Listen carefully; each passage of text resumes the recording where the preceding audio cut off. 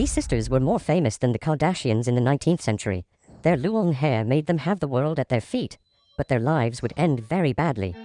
Because of themselves. The seven Sutherland women from New York had something that made them known on a large scale, a bushy and very long mane. And of course they had no idea that this very trait would lead them to ruin. The Sutherland family was very poor, but the patriarch saw a future in his daughters. So he took them to sing in church, where they became known. And soon, the public would focus on other parts of their bodies. At one point, their singing stopped being important, and their hair, which measured 11 meters combined, took all the attention. Then, they decided to seek fame and build an empire.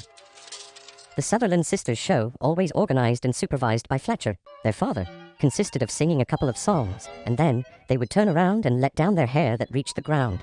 And despite the recklessness that would happen afterwards with the sisters, at that time, letting down long hair was the ultimate symbol of femininity, so a male audience meant easy and quick money.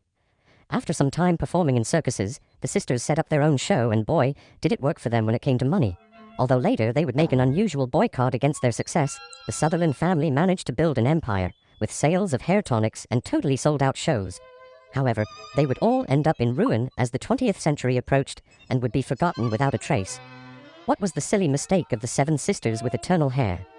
It turns out that the business of the Sutherland girls had quite a few dark details behind it. One of them was Fletcher, the girls' father, who, more than seeing a possibility for his daughters to showcase their talent, preferred to take advantage of their hair to display it and make money. Moreover, to maintain these manes, they had to be treated with a product that smelled very bad, which would have negatively impacted the audience's noses.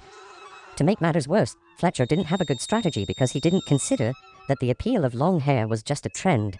By the 1920s, it had already been replaced by short hair, tight skirts, and the absence of corsets, which is why the sisters' business stopped making sense. But what buried these girls the most was that they didn't manage their expenses well. At one point, they were truly millionaires and decided to splurge to compensate for the shortcomings in their lives. They bought mansions with imported furniture and huge chandeliers. They had wardrobes full of dresses and very expensive garments. Even their pets lived the life of the rich and famous, eating very fine cuts of meat and chicken, wearing knitted sweaters, and sleeping on silk sheets.